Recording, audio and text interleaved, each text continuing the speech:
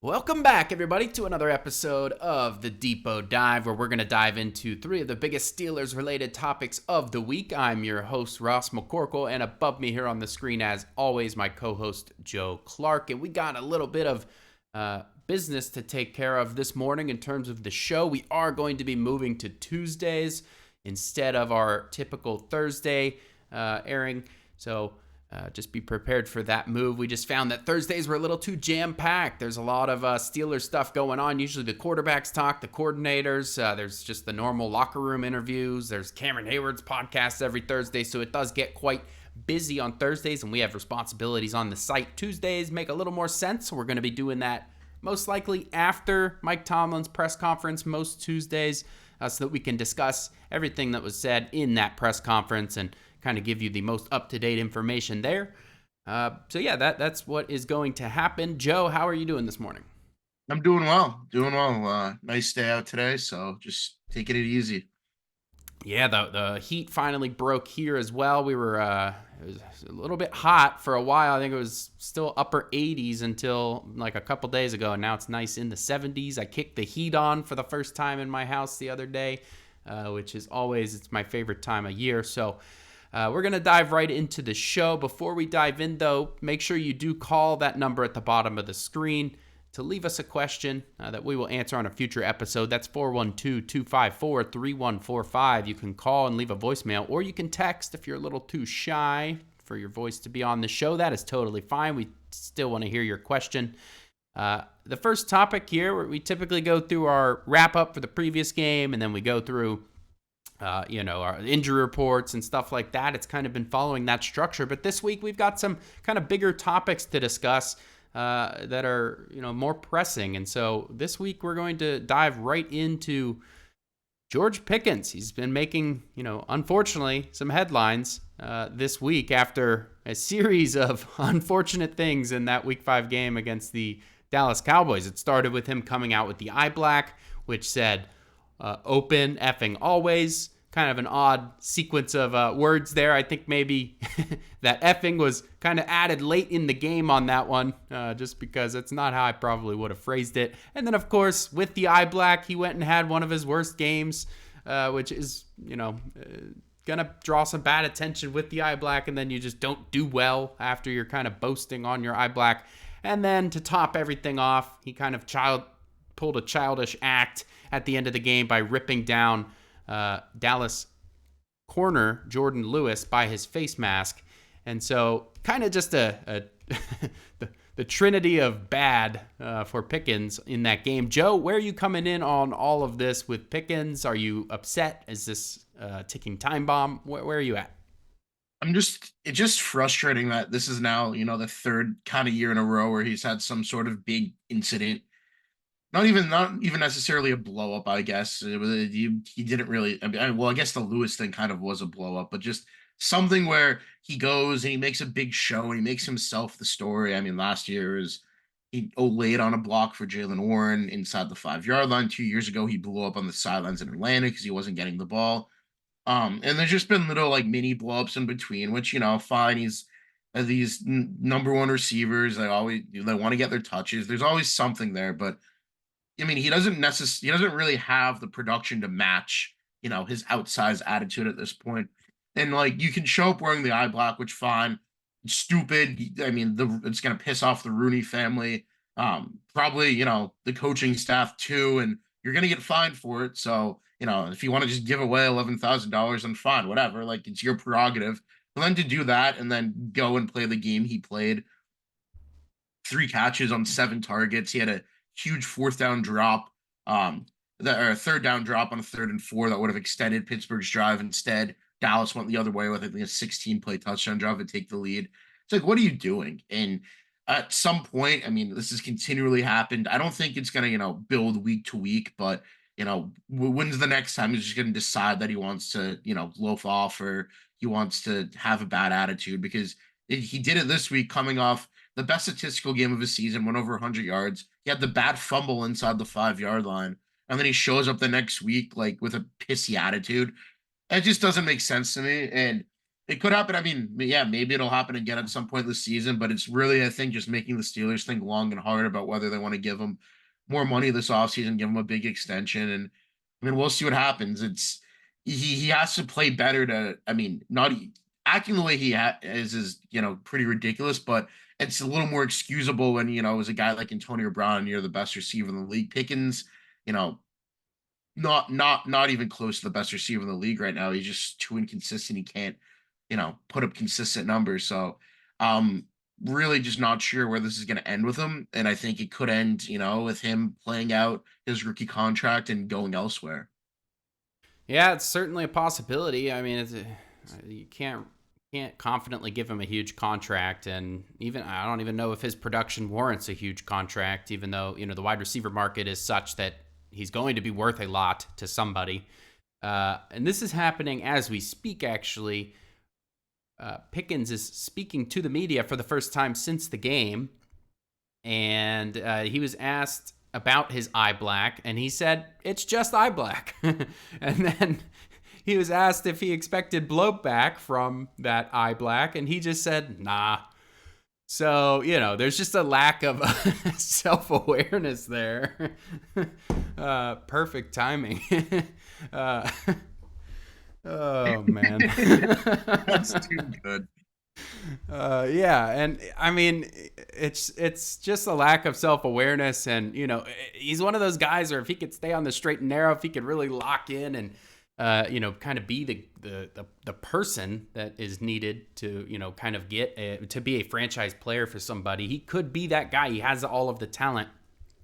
He just needs to kind of mature and be a little bit more consistent, and some of that might be on the offense at times, but there were certainly plays for him to make last week, and he just didn't make them. And so I found it interesting. He actually did an interview with Adam Schefter the other day on the Adam Schefter podcast, and Schefter was very nice about it, but I think 3 or 4 times was basically like, "Hey man, if you stay on the the right path, if you stay on the straight and narrow, whatever, like you can make a lot of money."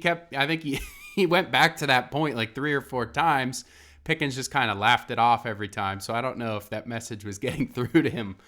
Clearly not, with how he's talking about the incidents on Sunday, and I'm interested to see what else he has to say about some of the other stuff. But yeah, I mean, that's I don't know what to make of all of it. I think hopefully he does bounce back, and this becomes kind of a minor footnote in the season for him. But I at this point, it could happen again. Last year they had a 3-game losing streak. This year they're at 2. I mean, hopefully it ends at 2 right now. But let's see if I have his snap count numbers here really quick.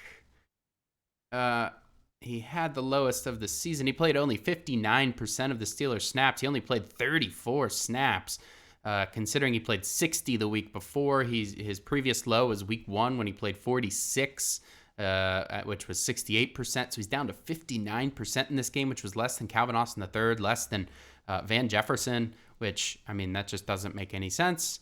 Mike Tomlin excused it as workload management or something like that, which we've never heard Mike Tomlin utter those words before, I don't think.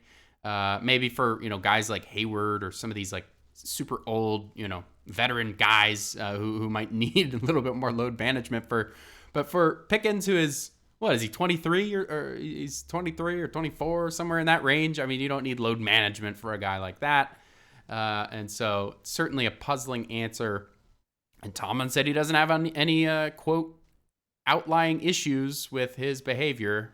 He's kind of addressing things privately, which, maybe it is a more serious thing behind the scenes. He's just kind of protecting this from the media from becoming a more overblown than it already is, which, certainly it's being talked about a lot already. So is there anything else to talk about with this Pickens situation? I think just the report that he's been showing up to work late. It kind of goes hand in hand with, if Tomlin did say, like in his press conference on Tuesday, that he doesn't want, there's things he won't put out to the media that'll handle internally. So something like that, if Pickens has been showing up to work late repeatedly, then maybe it was more of a benching than the load management, and Tomlin won't say it. But I mean, Alex broke it down too. It was Pickens snaps. He played in every single 11 personnel snap, was in the heavier personnel 12 and 13. that he saw less snaps. And Tomlin did say that Van Jefferson's really the guy that handles their core receiver blocking. So it wasn't, I mean, the snaps were low, but they weren't like, he wasn't playing in clear and obvious passing situations. They were playing, it can be explained away the way that they didn't use him. Although the fact that if he has been showing up late, it's maybe very much so an internal punishment, like, hey, keep him off the field. And maybe he knew it was coming, and that's why he had a little bit of an attitude. So, I mean, we don't know, but speculating here. But definitely, something going on with Pickens that I think the team needs to rectify and the team needs to fix going forward the rest of the season to have him, as good as he can possibly be and, make the passing attack. He's the number one receiver right now. And unless, they go out and trade for Devontae Adams, he's going to be the number one receiver the rest of the season. Yep, man. I think this unfortunately goes back to the lack of leadership on offense thing that kind of was a big storyline last year. I think it's a little better this year, but now James Daniels is out of the lineup. Isaac Seumalo's back, so that's good. But he's kind of a quiet leader. He's not like somebody who's gonna, make sure everybody's in line. I think Russell Wilson could be that, but he's not in the starting lineup. And Pickens actually spoke about Russell Wilson and how he's learned about how to prepare and be a professional from Russell Wilson. And so, maybe that is a reason why Russell makes sense to put in that starting lineup, which segues us to our next topic. Russell Wilson had his first full practice since, I guess it was the Wednesday before week 1, which was his last full practice. Before he re-aggravated that calf injury. So it's been well over a month. I don't know the exact number of days, but 40-something days at this point, which is roughly the amount of time it was between his first calf injury the day before training camp started and when he started, playing and practicing in training camp. So we're kind of at that limit. Russell Wilson, it seems like he's fully healthy. I think Jerry Dulac reported that he's been medically cleared for a couple of weeks. They were just being extra cautious. And so that opens the door to, all right, well, the Steelers, they were 3-0. It seemed like Justin Fields was going to be the option from there on out. But, the Steelers lost 2 games in a row. And Russell Wilson, who is still listed as the quarterback 1 on the depth chart, is now available. So where does that leave us, Joe? Where are you at with all of this? Do you think they should just continue with Fields? Would you like to see Wilson for at least a game? Where are you at? Yeah, my thing is if they do want to switch to Wilson, I just think now is kind of the right time to do it. I mean, I guess I can understand wanting to get him, more full practices in.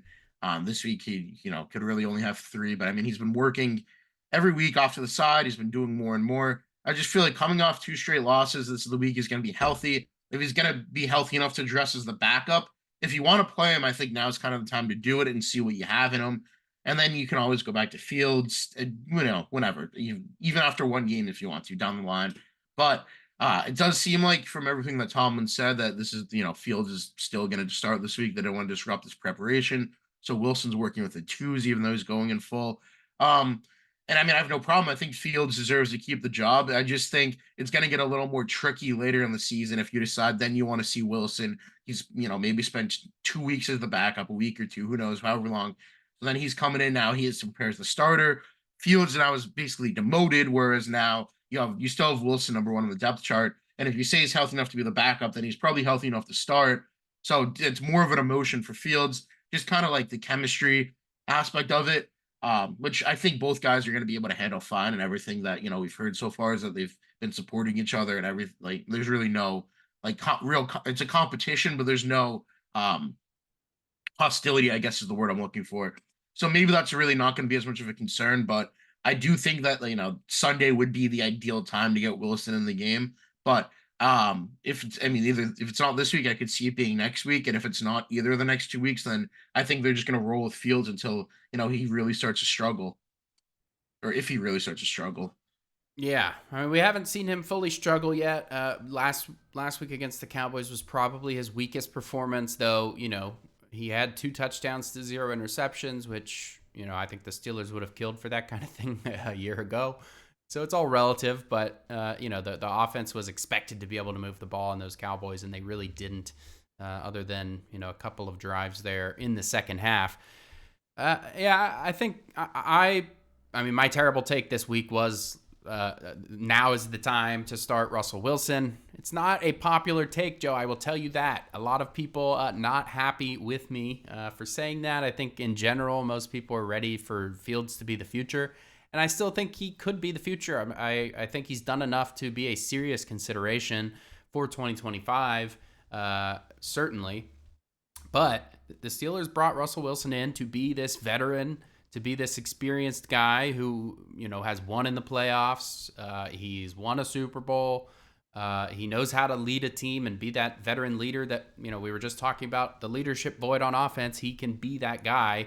A lot of teammates, including Pickens, have spoken about Wilson's leadership and, how he's kind of touches base with everybody. He's very vocal and all of that. And so I personally would love to see Wilson in the lineup. If he does terrible, you can always go back to Fields. There's nothing wrong with that. But once you bench Wilson, I really think it's difficult to go back to Wilson at that point. So it's kind of a put him in there and, you better be damn sure he's ready because if he's not and he does terrible, it's going to be difficult to bounce back and forth. I just don't see that working out very well. And that is when maybe locker room stuff could start to happen. But I think what Tony Dungy said he was on Pro Football Talk with Mike Florio, and I think he was on some other podcast yesterday, saying that the Steelers defense were amazed by some of the stuff Russell Wilson was able to do in practice last week, fitting balls into tight windows and kind of lofting the ball deep downfield. And, I think a lot of people are saying that, the quarterback isn't the issue right now with the offense. And okay, it's not the primary issue. They aren't able to run the ball and they don't have a solid receiving threat, especially when Pickens is not playing up to his capabilities. But are you trying to tell me that if Patrick Mahomes was inserted into the Steelers lineup that the offense wouldn't be better? I mean, we can't sit here and act like Justin Fields is somehow maxing out the Steelers offense. There is obviously a way that a quarterback could elevate the offense. Now, is Russell Wilson the guy to do that? I think it's possible. Just a couple of years ago, Russell Wilson was talked about as one of the best quarterbacks in the league. He got one of the biggest contracts ever at the time. And I really think he got kind of a bad rap in Denver, especially last year. I think he played fairly okay, and he beat several good teams in a row before they threatened to bench him, and everything kind of went sideways. And so, I personally would love to see Russell Wilson in there. I know people aren't going to like that take. And, if it isn't this week, then maybe next week. And I certainly think there's a possibility Russell could be inserted mid-game if the Steelers continue to not put up points in the first half. It's enough of that. I mean, come on. We spent all offseason trying to improve this offense, and the first half offense is essentially just as bad, if not maybe even a little worse than it was a year ago. That is unacceptable, and that falls on everybody, including Justin Fields. So, is there anything else on this quarterback topic here? Don't think so. Tomlin did say that Russell's running with the twos. Fields is running with the ones to start the week. That's no big surprise. They want to obviously make sure that Fields is getting the quarterback one reps necessary to be ready for the game, especially since they aren't sure Wilson will respond, 100% to a full workload. And so they're making sure that that is the case. Tomlin did leave the door ajar for Wilson to suit up. And so that's where that could come in terms of, if he does suit up, all right, well, pressure's on for Fields. Wilson could come in at any time. And, certainly if he suits up this week, then it is a big Tomlin Tuesday next week for our first Tuesday episode of this show, where Tomlin pretty much will have to announce who is the starting quarterback at that point. There's no way to get around it and just say, we're going to look at practice participation. So certainly a big week on the quarterback front for the Steelers. All right, wrapping up week 5 against the Cowboys. Joe, what were some of your high-level kind of takeaways for this game? My biggest one is why on the first drive of the game are we running on 3rd and 8 with Aaron Shamplin on inside Dallas territory? I mean, we want to talk about the slow starts, which are a huge issue, but then we're calling run plays on 3rd and 8 to play for the field goal to tie the game. Like, what? Why? And just that was the biggest thing that frustrated me was the conservative play calling early in the game, because then you see how much that costs you, in the second half. I mean, the defense looked fine with Nick Herbig and TJ Watt. They are both able to bring a pass rush. Then Herbig goes down. You have no pass rush. Your run defense isn't getting home. I mean, Rico Dowdle ran for I think what 80 yards, something I think 20 times for 80 yards, maybe something like that. Um, the Cowboys hadn't been able to run the ball all season, but then they're stringing the other long drives, and all of a sudden you lose the game by 3 points because you played for three instead of seven. So early in the game, I mean, the Steelers have to start playing for touchdowns. They can't play this conservative style of football, which it did well for them when they were able to run the ball and control and possess the game the first 3 weeks of the season. But the last 2 games, they haven't been this team that's been possessing the ball and wearing down the opposing defense like they were in the first three. So either they have to work on running the ball better, which is not a guarantee, especially with, some offensive line injuries and just general. Their running back room's incredibly banged up with Champlin and Ward were their 2 and their 3 on Sunday.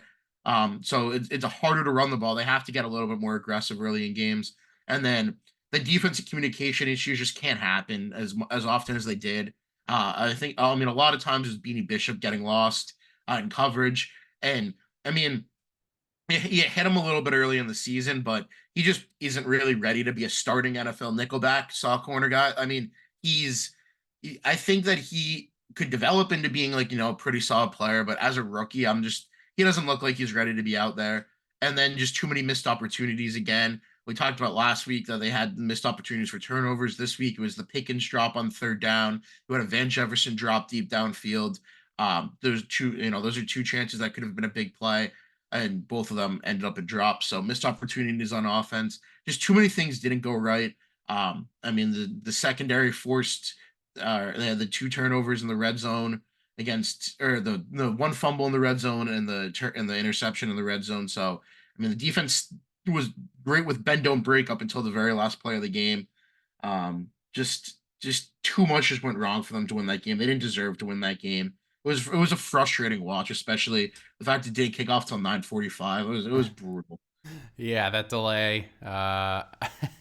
It's the longest day of football I think ever. So, Yep. yeah, interesting little tidbit there. I'm sure a lot of you have already heard that, but yeah, I think a number of explosive plays that the Steelers are allowing is troubling. The one to Jalen Tolbert on I think it was a third down that the Steelers went on to intercept a pass, basically at the goal line later on that drive. But because of the explosive play, they were in no position to basically drive down in a 2-minute situation to put a field goal or any points on the board. The Steelers have actually been pretty good in those end of half opportunities where there's 2 minutes, 2.5 minutes remaining, and they get the ball. They've been able to score 3 field goals in those situations so far, and they missed the 62-yard field goal in those situations. This was the first week where they had to punt, and that's largely because of those explosive plays. And so the explosive plays kind of flipping the field. I mean, the Steelers are kind of playing this field position battle. So anytime the defense is allowing one of these massive explosive 38 or 48 or whatever yard plays, it is really detrimental to the overall kind of identity and game plan that the Steelers have and how they like to win. I think also, I mean, when are we going to stop seeing rushing defenses have their get-right game against the Steelers? I mean, last week the Colts were, I think, dead last or second to last in terms of rushing yards allowed per game. Of course, allowing the most, that means. And, they absolutely shut down the Steelers. I mean, the Steelers had a decent rushing total as a team. That's because of one drive by Cordell Patterson and Justin Fields kind of chipping in some extra yards. But Najee Harris last week, 13 carries, 19 yards.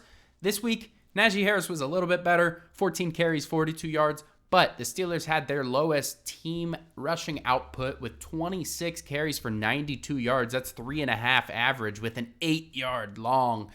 I mean, and the Cowboys were supposed to be one of the worst rushing defenses once again. So that's back-to-back weeks. The Steelers basically let these teams have their get-right game for their defensive line. And this was a Cowboys team without Micah Parsons, without DeMarcus Lawrence. They didn't have a couple of other Sam Williams and a couple of other defensive linemen. Their defensive line is ravaged, and yet the Steelers could not rush. That's very, very concerning. The other big concern to me is, man, this defense is supposed to be a top defense, if they're put in a situation where they've got a lead at the end of the game and the Cowboys have to march down the field, what was it? 70 yards. They allowed a 15-play, 70-yard touchdown drive. Okay, if you're going to allow a touchdown, that's fine. But to allow 15 plays for 4 minutes and 36 seconds, which gave the Steelers zero opportunity to march down the field and respond with a field goal. I mean, that is as bad as it gets for this defense. And the defense overall let up, what was it, 445 total yards. The Steelers only gaining 226, nearly getting doubled. And this was the first game they lost the time of possession battle. Just a complete team loss. The offense didn't do their job. The defense didn't do their job. Special teams, I guess, were okay, but, didn't really provide a splash or maybe a penalty or two. I can't quite remember there. But just a whole team loss in this one, and that is rough. We could be talking about a very different. It still wouldn't look great, but if Landon Roberts, that play at the end, man, if that had bounced the other way, and I don't know if you saw, but he knocked that ball out, and Isaiah Loudermilk swiped. Isaiah Loudermilk was so close to tipping that ball, which would have, bounced it way further away and given the Steelers defense a chance to recover. Instead, Dak Prescott jumps on it, and that's pretty much end of the game because a couple plays later, if not the next play, they score that touchdown. And so, missed opportunities. I think that's kind of the name of this whole game. Total team loss. They still had an opportunity to win despite it all. And so, another frustrating loss, kind of like last week. Frustrating. You felt like the Steelers had a chance to win, and just a couple of plays here and there in the last two games, and we're talking about a 5-0 Steelers team now.